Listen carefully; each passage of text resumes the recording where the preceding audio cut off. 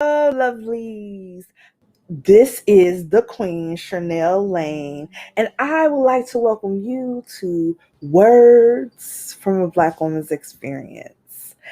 I have missed you guys. We missed a week. We're off, but I am so glad to be back to bring to you guys another awesome guest who will be with us today. As always, I'm going to give you guys a second to share this video.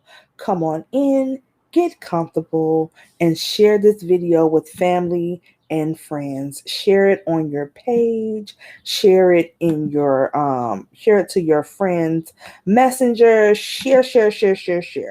And as always, we love it when you watch. This is an interactive show, so please comment and give us encouragement, ask questions. We are here for you. Sorry about the motorcycles in the background. This is what you get when you work from home. COVID life. Isn't it great, ladies and gentlemen? Anywho, thank you again for tuning in. As always, I am Cherlnell Lane. I am bearing my soul to heal yours. And as the poetic storyteller, I'm also the owner of Cherlnell Lane LLC, where we help you use your words. And I bring to you Words from a Black Woman's Experience, where guests come to share their unique perspectives and the lessons they've learned. Words from a Black Woman's Experience was created to highlight Black women's stories. I have created a space where Black women can be themselves, boldly and unapologetically. We talk about connections, the lessons they've learned, and their message to the audience. I feel that words are one of the most powerful tools on earth. Whether written, spoken, sung, signed, read, or performed. And these are words from a Black woman's experience. In this week's episode, we are speaking with April Tobar in an episode called Starting Over. Before I bring April Tobar to us, I would just like to let everyone out there know that I am having a day. I know you guys see me moving around and fumbling and doing things like this, and you guys know that I like to be transparent with you all. So I am just going to let you know from jump. Y'all like my new water bottle? From jump that I am having a day. It is Mental Health Month, and we will talk about that later. And I have some interesting, and good things to share with you all. However, we're fumbling today. Now, back to the show.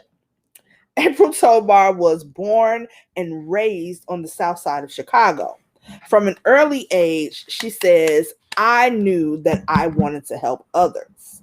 I always wanted to be a doctor, specifically a pediatrician. Pediatrician. Yes, pediatrician. It appeared that I was destined to go in another direction. After several years as a biology and pre-med major, from the start of my college career, I was always interested in psychology. So, as fate would have it, I ended up getting my BA in psychology and my MA in clinical mental health counseling. I am also a national certified counselor. I am currently pursuing my licensed clinical professional counselor with the end goal of opening up my own practice. I've had the opportunity to work as a mental health consultant for several daycare sites.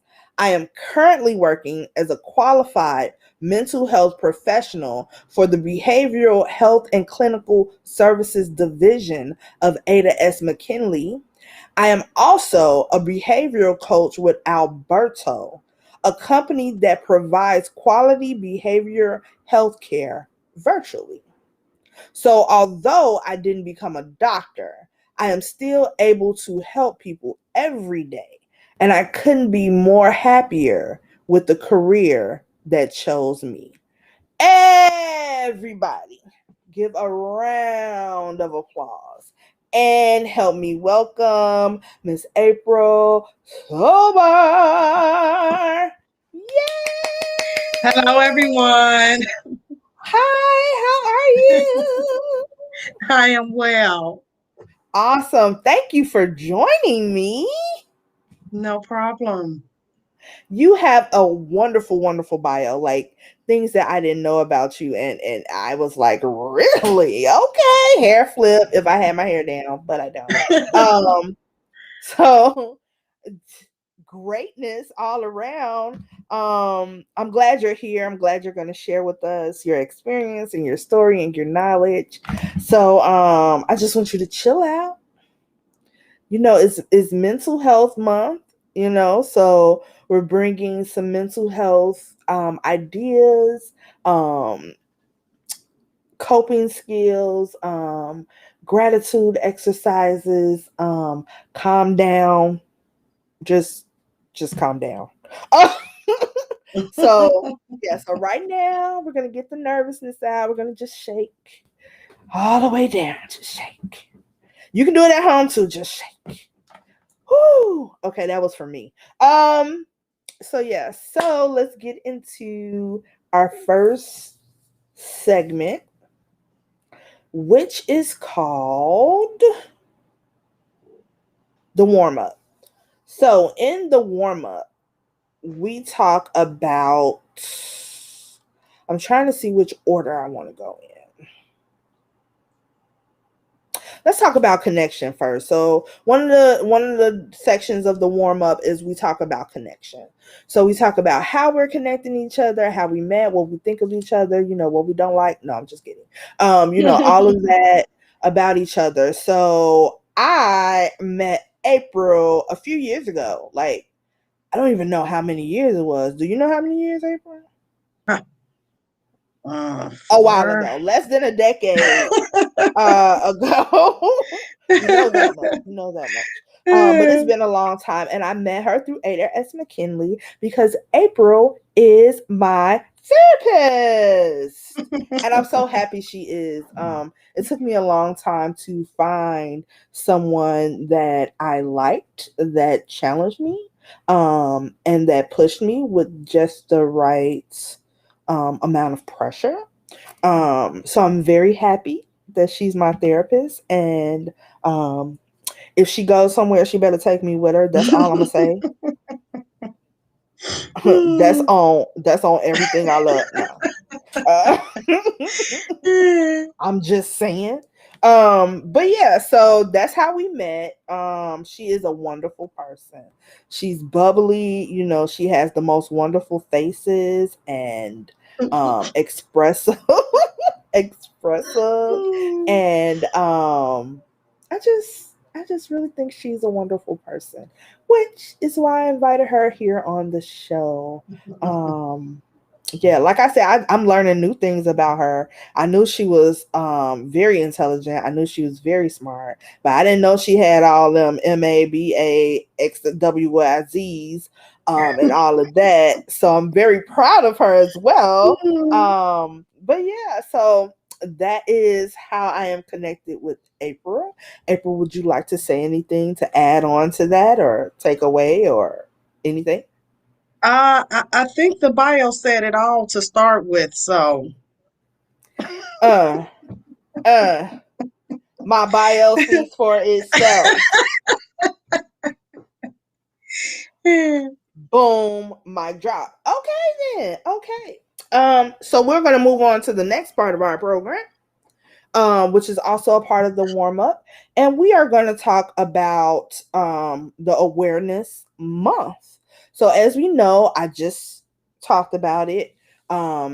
It's mental health month, mental health awareness, and the question, Miss April, that Mhm. I would like to ask you surrounding mental health month. Sure. is, what is something that you did very recently to combat an extreme emotional, psychological instance? Like, what is a coping skill that you have recently used? Myself, Yes, you yourself. um, a vacation. Um, time off a break. And I actually had a week planned off already. And then earlier in the week before I was scheduled to leave, I lost a close friend. So that, death can definitely take a toll on your mental health. So it couldn't have came at a better time because I Mm-hmm. definitely needed it. But it doesn't have to be a week. I was telling somebody else recently, if it's a day, get away. Take some time for yourself. If you spend a day in your attic, your basement, go to the park or something, but I'm take with, some time for yourself, by yourself. yes, staycation. I'm with it. Yes. So that's awesome. That's a really good thing. Like you said, people can do it where they don't even have to leave the house. And that's important, right? A lot of times people talk about, these big concepts for people to Mm-hmm. do when they need to, like you said, show self-love, or take a break, or different things of that nature. And it's like, everybody ain't got it like that. Mm-hmm. Everybody can do that. And so it's always good to suggest other options. You know what I'm saying? Like you Mm-hmm. said, take a vacation. That vacation ain't got to be to Africa, to the Barbados. You know what I'm saying? Mm-hmm. That vacation can be lock your door and pour yourself an island drink and Mm-hmm. chill with your feet up. Definitely. So yeah, so I think that's very important, especially during this month, to let people know, but not during this month only, like every month we should be doing something about mental wellness. So Mm-hmm. let's go into my second question. My second question is about the day. Okay. And this is also kind of like an awareness. So today, May 17th, is the International Day against homophobia, transphobia, and biphobia. Mm. So this is a worldwide celebration of sexual and gender diversities. So I am a proud member of the LGLB. Wait, I can't even get the words out. How am I a proud member? I am. I just mess up words. So do not fault me, community. Do not come after me. Mm. But I am a proud member of the LGBTQ plus. Bye out. Got it. Community.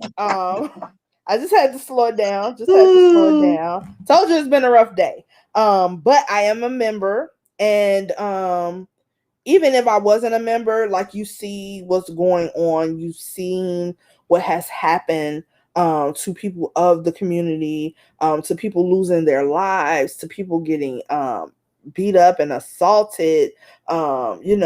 Even as well, it's not ever small, but even as bullying, right? And it goes up from there. So none of this should be okay. None of it. Mm-hmm. And people are justifying it and doing different things, and it shouldn't be okay. If you have a phobia, your best bet is to learn how to get over it. That's your best bet. And I wanted to ask you, April, about this, because it is called phobia. Mm-hmm. So my question to you is, and this is any phobia, right? Any phobia dealing with something like this. I guess I should just ask my question. So my question to you is, um, as far as phobias go, what is the difference between something like transphobia, homophobia, biphobia, and like arachnophobia? Is there a difference? What's the difference? How would you treat either one? Well, the only difference is in the phobia itself, whatever the phobia is, but usually um, sometimes it's an irrational fear. You come up with these things in your mind, these thoughts, and you've come to believe and fear whatever the object is, or the person, in the sense of you're talking about a human being that you're afraid of their sexual orientation um, or that matter, but it could be treated the same. Um, First of all, the irrationality has to be addressed.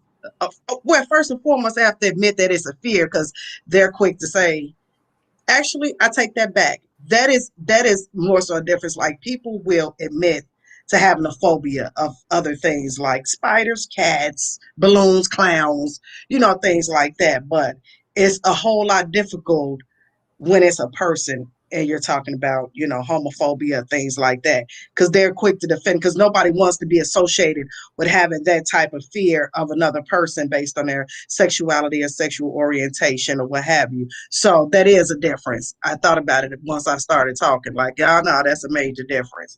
So, Look, I feel you. So here's my follow up. So with the phobias and definitely with the phobias of gender and sexuality, or any of the phobias dealing with people, sexes, gender, sexuality, race, all of that. So the phobia, do you think there's any merit to the fear of the things being the internal fears? So what I mean by that is they say a lot of people who are homophobic, right, are homophobic because they fear what's inside of them. They fear that they might have um lesbian or gay or bisexual tendencies, and therefore they fear that. I know it's not everybody. mhm. I understand that. But do you think that that's possible? Or I guess what I'm saying is, like, okay, here's a perfect example. When you're like in high school, right, or Mhm. growing up, and say you're deep in the church or you go to the Bible Belt, whatever. Um, and so you know that you're gay or lesbian, whatever. And you keep that hidden, right? Mhm. But you then pick on others or come against others who are outwardly showing that Mhm. because you don't want people or want to acknowledge the part of that in you. Would that still be considered homophobia? I think others on the outside looking in, because we don't know how they're internalizing it. We don't know that Mm, these are the things that they struggle with. All we have to do is go off of is that person's behavior and how they're, reacting to somebody based on their gender or sexuality, and it's going to look like, homophobia, transphobia, or any of those phobias to us, because it's something that they've internalized based on their own sexuality or what they're going on, or any traumas, stuff that we have no clue. So we don't have anything else to go off of but their behavior. right. So, Okay. That's great. We have a comment. okay. Miss Ernestine Battle says, why would someone have a fear of someone else's sexuality? And why do we think it drives them to feel so different? So that's kind of like what we were saying. What Mm-hmm. drives them to be so different? But she's saying, like, why would somebody have a fear of somebody's sexuality? Because that has to do with their personal thing. I've always said that. Like people are like, "Oh, you're not scared." Like, first of all, everybody who likes women does not like you. Just like, just like every man does not like you, every woman that is gay does not like you. You do not have to worry about that. Okay. Mm-hmm, mm-hmm. Like I think it's just these irrational, like you said, irrational things that people, internalize, and they're like, oh no, it gotta be, I don't know. Anywho, moving right along, there is something that I ask all of my guests, and you will be no exception. Um, and that is, what is your favorite quote? Who is it by, and why is it your favorite quote? um, oh, I might mess it up. As That's okay. That's okay. Wait, see, it's by Martin Luther King Jr. Okay. I'm trying to make sure I'm not mixing it up because it's more than one quote that I liked. Go ahead. Um, This is the Fumble Monday, so go right right, ahead. right. The day that we become silent about injustices is a threat to justice everywhere. Something like that. I think I'm mixing it Okay. up. I got you. We know the meaning. We got you. We got you. We rolling with you. We rolling with you. Or it might have been the one about silence. Something about I can't. I'm drawing a blank. All I can remember is who was by. That one was his, and it's another one that's his about becoming silent about the things that matter or something. I can't. But both, like, they both tie into each other. You Yeah, know, yeah, if you're silent about the injustice affecting you, then you're silent about all injustices. yeah. Right? All injustices. That is not a word. All injustice. Fumbles Monday. All right.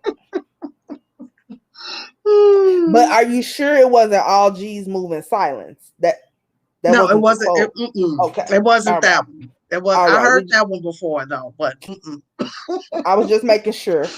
that I was wasn't just the making one. sure. So, April, you have come here today to share an experience with us. And your Yes. experience is about starting over. Hmm. So, can you tell us how you learned or found out or discovered that you had to start over, and how did you start over, and what's your feelings on that?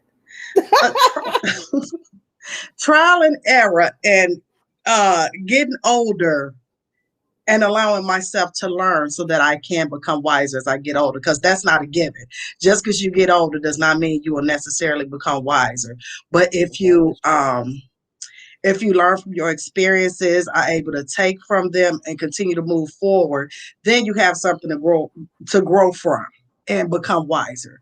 Um, so the young and impressionable 20s, 18, starting at 18, going away to school. I'm just out here. I don't really know how to navigate anything. So, um, as I stated in my bio, I started as a pre-med major because my mind is set on, becoming a doctor. But then college was a little difficult, and then I started to school hop. I went from NIU to Harold Washington to UIC to Harold Washington to UIC, then Harold Washington the third time, and then finally ended up at Chicago State. But it was like I had to have a bunch of trial and error, so I had to learn. So I figured it out, and I was able to find my school home finally.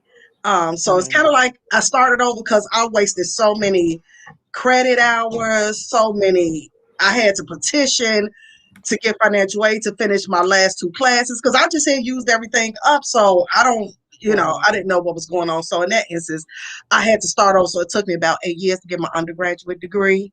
because Okay. of all the flip flopping and hopping and starting over. So that was an experience, but I learned from it. So by the time I got was in my master's program, I knew exactly where I wanted to be. I knew I was going to be there for the duration. And I took my experience from all the school hopping and loans and taking money that I didn't have to take just because I was just going from school to school. So that was kind of an example of starting over in a lesson I learned. Also, that was education wise. So another lesson would be relationship wise. So I was one of those, if it ain't broke, don't fix it. But actually, it was very broken. But in my mind, in my youth, it was just fine, and I don't want to start over because I know everybody, and I was really close with the family, and we had been together for almost 12 years since I went on high school sweethearts and Mhm. oh this is I'm just gonna be gonna get married and have kids type of deal. Yeah, but the older I get, the more I started realizing it would be beneficial for me to leave and start Yeah. over. Yeah. It was for my mental health also because it just was not the best situation to be in. And one of Right. my main concerns was losing time. Like I done invested 10, 11, almost 12 years of my time. I know I'm still young, but shoot, that was a lot of my time. That was a Yeah, lot of my life. That was like a half of my lot of life people. at that age. That was at least half my life. Yeah, yeah. I was saying when you said 12 years, I'm like, oh, okay. But yeah, a So, lot of women, I'm sorry to go ahead. interrupt you. A lot of young women feel that way. They're like, oh well, I put so much time. I put so much time. I put so much time. And it's like you have so much time. So Mm-hmm. like what you're saying really rings true and hits home because I've been there. Like, oh, I've been with this person, for this long, and it's like I was like 20 Mm-hmm.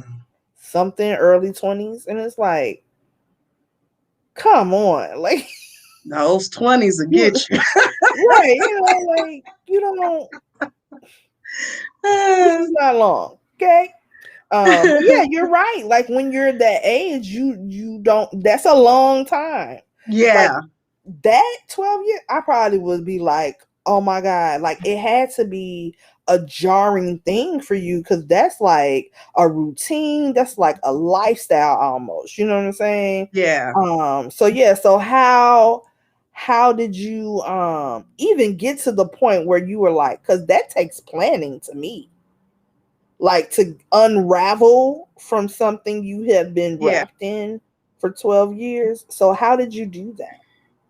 Time mostly. And understanding myself because I'm starting out from a 16-year-old girl to a 28-year-old almost woman. So I had time to actually grow in the midst of it. And so my thoughts started to change. I was no longer the impressionable 16 or 18 or 21-year-old April. I am a grown woman and I know, what I want, what I deserve. And in turn, I was going this way and the other person was going this way. And I was old enough to recognize that I cannot allow what they're doing in their behavior to drag me down or keep me down with them. So for me, it was best that I move forward. And one of my fears was I was so close to his family, his mom, his siblings, and cousins, whatever. And I'm like, oh, how would that affect our relationship? And I still like to come over and I like to hang out with his mom. And to this day, I am considered family. None of that changed anything. Mm-hmm. I still keep in touch with all of them. See all of them. I'm the godparent to two of his sister's children. So That's because they I knew. they did. They They was did. like, we've been I had waiting. one of his cousins. She was older. She was way older than us, or whatever. One time, and she was like, "I don't care that y'all ain't together no more. You always gonna be family." And F him. to be nice. But that's the way she said it. But that made me feel so good. Not that she said that about him per se, but Yeah, it yeah. really solidified like that my fears were irrational. Like they love you. Like they don't. My You don't have mother-in-law did that, so right. You don't have to be with him. she was like, "Whatever, you gonna be my daughter-in-law." I was like, "All right, thank you." Right. And that, Yeah. It was but kind of I'm like one of still her those. Yeah. daughter-in-law. She be like, yes.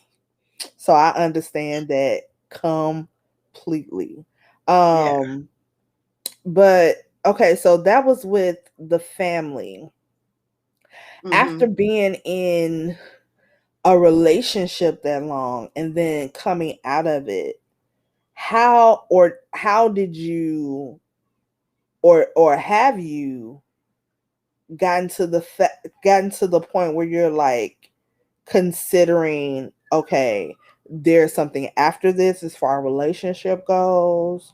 um how do you change your outlook from this person so long to there can be another person? Because I'm guessing, and I'm just guessing, I'm assuming, Hmm. but I'm asking actually, was Hmm. there a period where you were like, oh, I'm not going to be able to find anybody, or there will be nobody, like, Oh no. or it was like, I'm ready?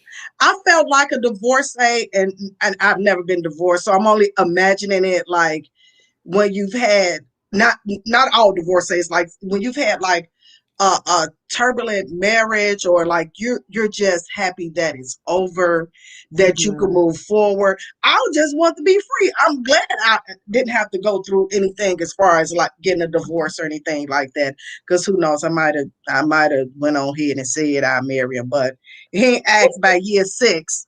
It wasn't gonna happen because by that time my mind was already started, changing. Right. Like I don't really know, but I don't know. I was ready. I was at a point of no return. Like I'm not going back.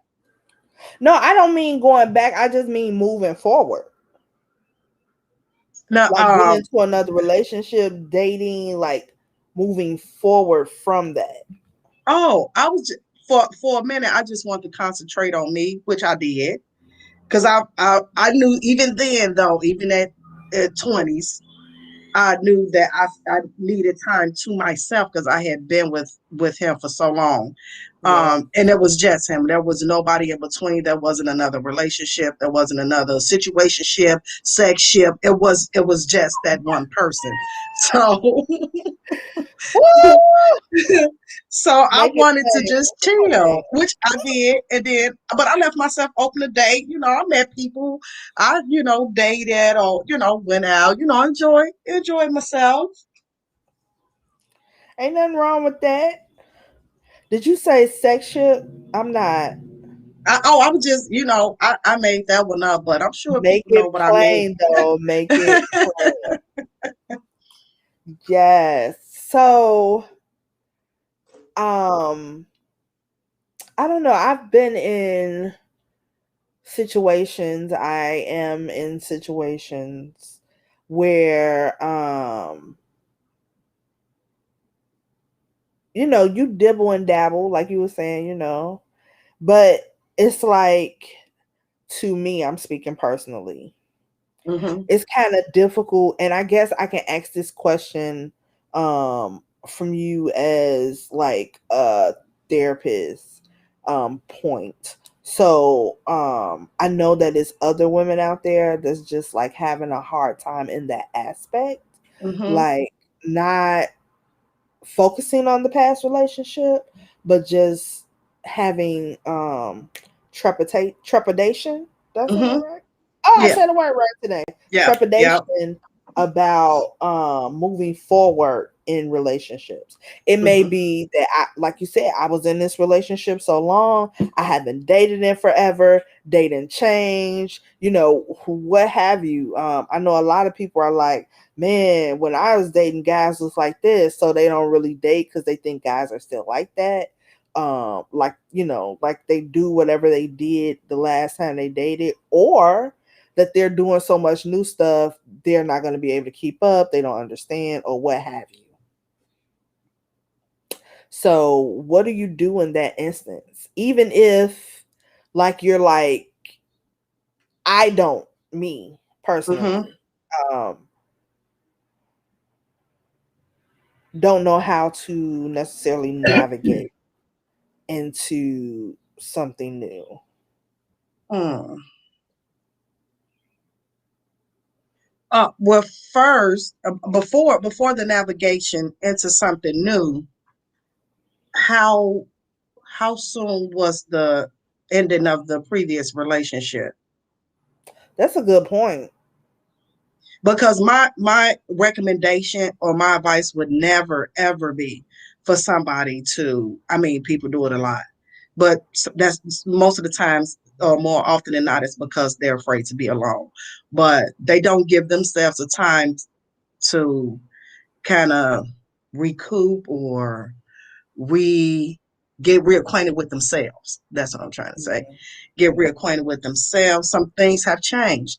Now maybe you know more of the things that you don't like in a relationship because maybe you hadn't come across them, and then after you spent so many years with that person, you're like, I don't like this about myself. Oh, I don't like this about that person. I don't like a man that does this or a woman that does that. So now I know moving forward, these are going to be telltale signs for me. Like, okay, this is non-negotiable. I'm seeing some of the same patterns as before. When you just keep jumping into relationships, you don't get a chance to see patterns, and then you keep ending up in the same type of relationships. That's a word. But if you take time for yourself, first and foremost, it's not gonna hurt you to take some time for yourself, get reacquainted with yourself, and do some Hmm. things that you like. Do spend some time with you. Love on Exactly. yourself. Absolutely. But you don't also have to go to the other end of the spectrum and completely close yourself off and shun all relationships and it's all bad and all men cheat, all women is terrible, and I'm just gonna become a hermit. That's not good either. Right. Cause That's not some, good either. yeah, it's some people that do that. Definitely. Mm. Now, um, so you had to start over. Mm-hmm. After that you had to start over in school. So is that, is those the things that made you more comfortable with starting over? Oh yeah. Oh yeah. Because it made me see that the positive that can come from it. Like it doesn't have to necessarily be something negative. Like, oh my God, I got to start over. I lost everything. You might, it could appear that way when you actually have lost some stuff, but maybe there was some things that it was time for you to let go that you refused to let go. And so Hmm. maybe you end up losing it through circumstances because there was something better for you. So I think of it differently than I did then. I'm just seeing it as a loss or a loss that I don't want to happen, even when I know it should happen. Like it's not good for me, or this was not the best thing, and I probably need to do something different. But have an opportunity to just sit there and stay in it, I did because I wasn't being pushed out by nobody. It's Hmm. just nobody said anything. Just let me sit here and be comfortable and not really enjoying life because I'm not really happy. Okay, I feel you on that. um so my next question is, um you got comfortable with starting over, so what will be your advice to people? Oh no, first I wanted to say you got comfortable with starting over. I am getting comfortable with, um I guess, letting things flow, Mm-hmm. right? As far as my perfectionism. Is that a word? Mm-hmm. Perfectionism? I think I just made that up. Poetic license. So so I think that I'm getting better at, like, if, and my sister helps me a lot with that, Natalie, and my therapist helps me a lot with that, April. And they're always telling me, like, if it happens at that time, it'll happen at that time. If it Mm-hmm. doesn't, that's okay. It's not meant to happen. Right. And sometimes I'm like, just so like, it gotta do this, because if it don't do this, then it does this, and this is gonna fall Uh-huh. apart, and I'm it's gonna be like the end of the world, and the atomic bomb is gonna come drop if my show doesn't start on time. But I'm starting to learn that that's not true, mm-hmm. and I am starting to try to breathe easier. Good. I am, and that's starting over to me. And because I've been such away so long, that process is of even getting that into my mind, to do that, to be Mm-hmm. like, okay, think about it this way, that's starting over, because it's a whole new process in my head. So for people who may be starting over in processes like that, where it may not be like something as big as starting over in a relationship or starting over in college, can you tell us either some ways that you can think of that qualifies starting over, like just some examples, and then ways that or tips to help us when starting over, even in those little, I mean, not example, but tips. Give us tips on how to start over, even in those other ways of starting over that may not be so Mm-hmm. Mental. monumental as a new relationship, or school, or moving, or anything like that. Well, tip number one would be challenging negative thinking, because typically when you have to start over, or you're feeling like you're going to have to start over, whether it's school, relationship, career, job, there's could be a level of anxiety associated with that.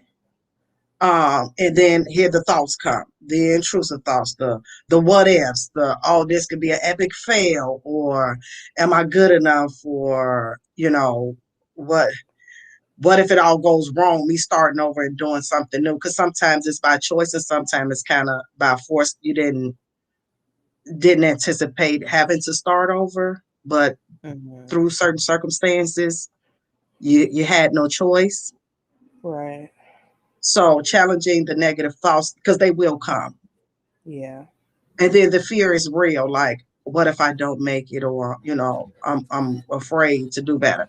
But once you can start challenging the negative thoughts and start thinking positive, then you can start to move forward. Okay, well, since this is what I'm have to do, start, maybe write it down. Or if you're good with keeping things in your mind, I'm not, I'll have to write it down. um what's some positives? What does starting over with whatever it might be, what does it look like to you? What would you like it to look like? What's the best case scenario? So Hmm. basically replacing all of the negatives with positives. Right. That's good. That's good. Okay. So, if there is one thing that you would like to leave with the audience today, Hmm. what would that be? I think it was my little quote that I kind of came up with. And what that is that? that said, change is inevitable. I still got a little Monday brain, and it's my own that I just came up with, and I can't remember it. But I think it said something about change. Change is inevitable. So instead of being afraid, embrace it, because it may be the change that you need, or the change you didn't know you need. All right, go ahead, remembrance. So that's what I would like to leave the audience with. That is amazing. That is an amazing thing to leave us with. It's amazing quotes. It has been amazing having you and hearing your Thank you. story. Is there any places that you would like to let us know to find you? I can be found on Instagram at a Tobar 35. Um, I do have a Facebook, but I don't. Do I just put my Facebook? Uh, Well, everything is in the description. okay. So the Well, links are in the description to Instagram and Facebook. I was okay. just saying you want to give handles if you got something coming up, anything like that. I don't have anything coming up. But I also would like to leave someone with this. If Yes. if you're experiencing or think you might be experiencing mental health issues, it's not just, typical what people might think of depression or anxiety or somebody with schizophrenia or bipolar. Maybe you're having difficulty managing stress, time. It's the umbrella is so big with mental illness. Um, but if you looking for a referral or some assistance, reach out. I can see what I can do in a referral process if you're looking for a therapist. I know things are kind of really slow with certain agencies and COVID and not being actually in the office or in the field and doing things remotely. But if there's any way that I could help, I would definitely try to, if anybody needed some assistance. So yeah, that's I want to put that out there because sometimes people don't know where they can get help from, and they're reaching out, and their family and friends may not necessarily know because maybe they don't really talk about mental illness. So I just want to put myself out there as a resource to help someone find resources if they need it. Thank you so much. We have a comment from Ernestine Battles. She says, "Thank you. You were so helpful." You're welcome. And she's so helpful as well. That's my mom. Hi, I know. mom. But you have been so helpful. This has been a great conversation. I hope your nervousness subsided. Oh, that subsided as soon as you asked the first question. I'm like, okay, I got this. I got Yes. this. Of course you do. Of course you do. What do you mean? Of course you have this. Um Okay, so with the little time we have left, I would like to let you all. Well, first of all, because it's Mental Health Month, I would like to perform something for you all, and it is a Nice. poem that I wrote for mental health, and it's called "Storms of Sorrow." So after this piece, I have a very important announcement. But the first thing is, as you guys know, I'm always completely authentic with you guys. And the first thing that I must say about authenticity is this has got to come off because it is aggravating the living out of me. I'm sorry, you guys. I have a headache, and that was not making it better. And it's not even tight. It's not. It's not even tight. But okay. Back to being me. All right. Now let's continue. So I would like to read this poem. Um, I have been going through a bout of depression lately, and um, I am still going through a bout of depression, and I've just been feeling really bad, and um, I think that for you all, you hear me fumble a lot with words and different things, but you all know that when I read, it's totally different when I write, and a lot of times it's difficult for me to explain what I am feeling. When I am feeling a certain way, like in regular conversation, right? Somebody be like, "Hey, how do you feel?" or "Why do you feel that way?" And I cannot tell them. Or I speak in poetry. Like, it feels like ripping of a zipper that's stuck at the bottom. Like stuff like that. People are like, "What are you talking about?" So I decided to write a poem that talks about how I was feeling, partially how I'm feeling now, and it's called Storms of Sorrow. So I would like to read it to you now. Excuse the outside noise. It's going to rain today. I know because the clouds hang low, doing their best to block the sun. Dreariness from the world outside through the process of osmosis merges within the weaker parts of me, penetrating my shell, broken, like the walls of my heart, cracks created from pages that refuse to burn. My fire inside extinguished by the high wind of swirling clouds. It snatches me down, further into the eye of the storm, stealing any breath of joy I had left. The rain falls down on me, hard and steady, as I sit in my chair in the middle of nowhere, without outer covering, no shade in sight. I am caught in its life source as it turns deadly. My lens of clarity are foggy. There's a film between me and reality. Things racing around me like my thoughts. Neither will stop.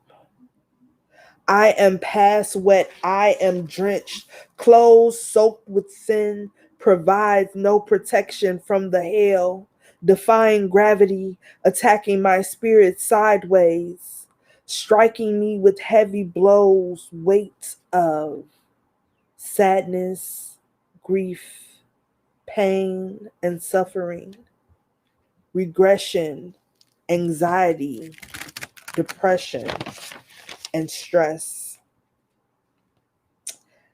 I ball into a coil to heat myself, fight off the chill the storm has left.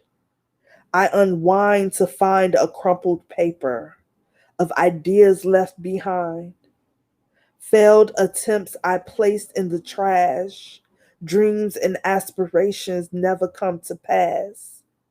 Moving fast while staying still, coming in last on a hamster's wheel. Weather makes me tired, like chamomile tea. Changes in the atmosphere fucking with my energy. I've been so mad that I fell asleep, exhausted to the point I can't read. My focus is low. I can't write. It really breaks me up. Taking what little I have to concentrate on others' stuff. Guess that's why I can't pour from an empty cup. Flood rising higher, choking me while I rest, interferes with me doing my best. I want blood to flow from my pen, except my feelings are all locked in, fighting for my dam to break. Let my tears mix with the rain to wash all of this pain away. I don't want to say, I don't want to do, I don't want to be. I wallow in blue. Fog covers what's exposed, making me invisible. Shutdowns inevitable, trapped in the cerebral. I have forgotten, frozen by the snow, must get up in order to go, but fatigue keeps me from going inside or making a change. So, damp to wet, soaked to drench. Here sits I, going insane. I am so fucking tired of the rain. So that's that piece. Um, it took a lot. Thank you, April, for the snap. It took a lot to write. Um, but it was very clearing. Um, it was very much so like the rain. Um, it didn't clear everything, but it cleared enough to get me, excuse the siren.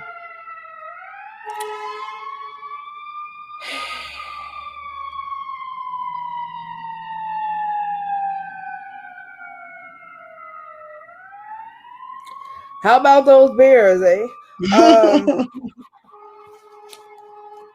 Is there another one coming? I was like, how many is it? Right, like it's a troop. But yeah, I was saying that it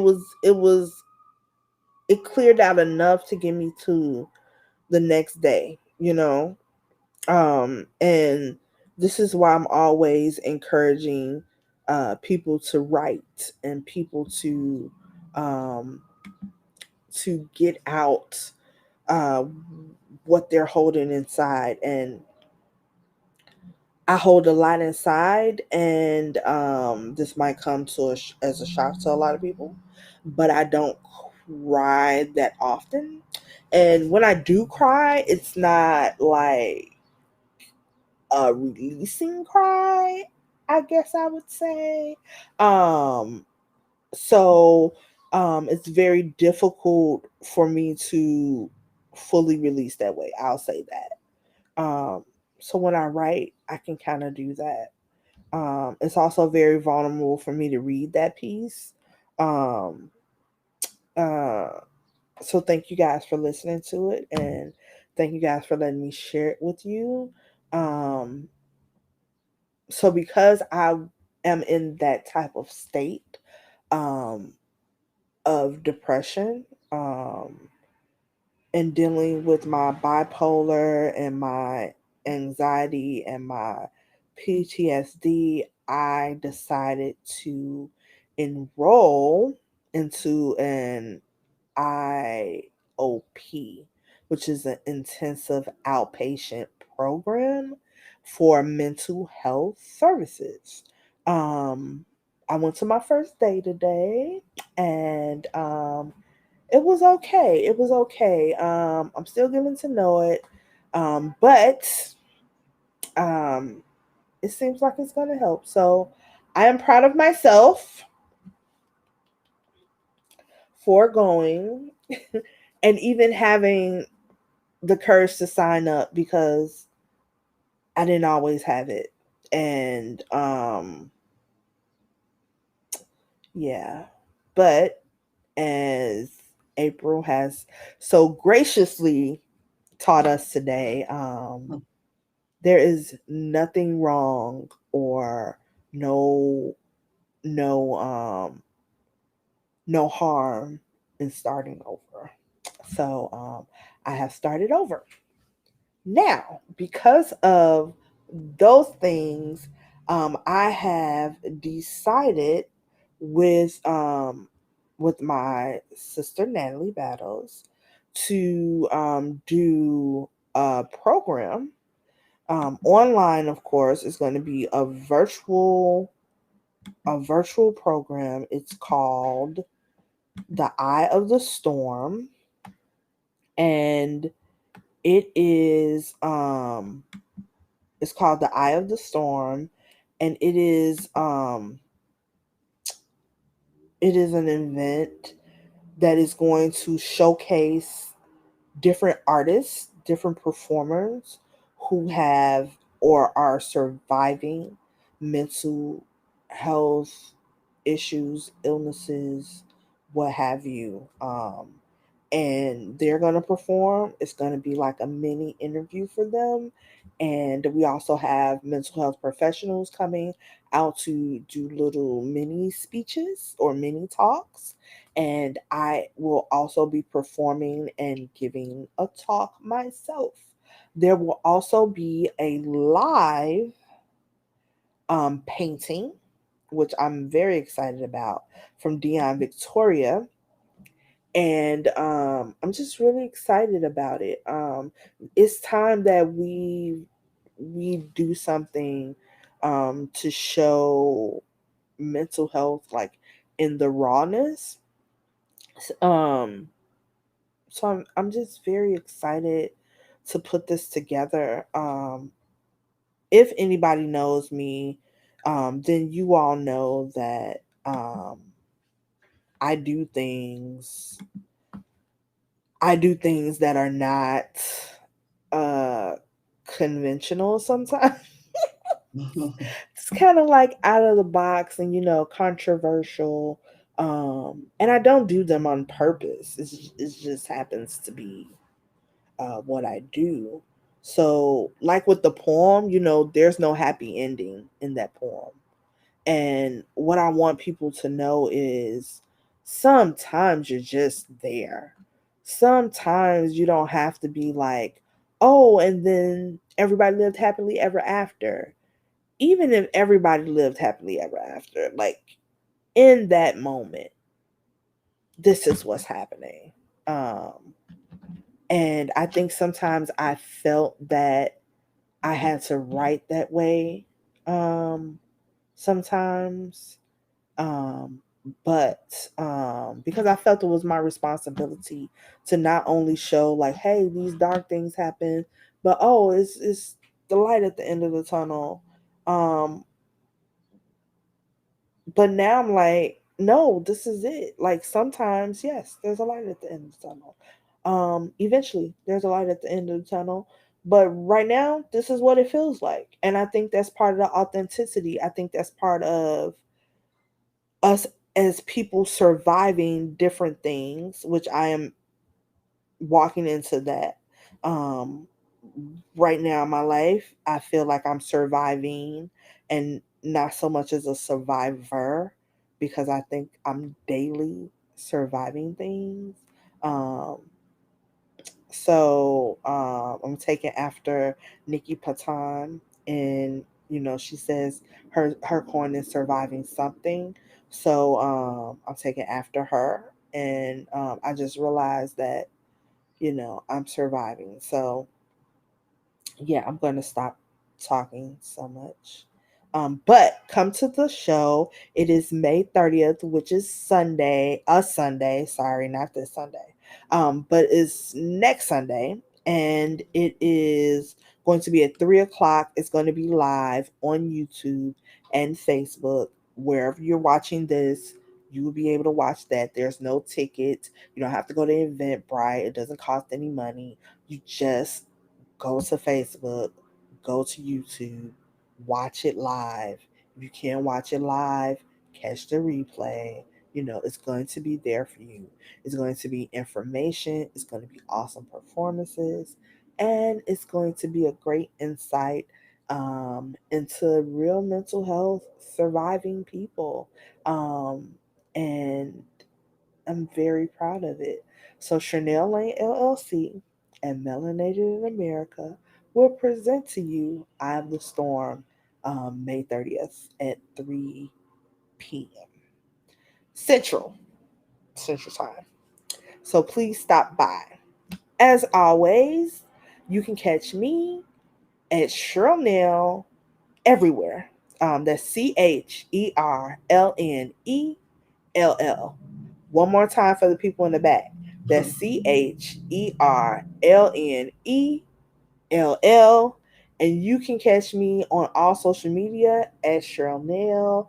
You can catch me at YouTube, Cherlnell Lane LLC. You can catch me outside. No, I'm just joking.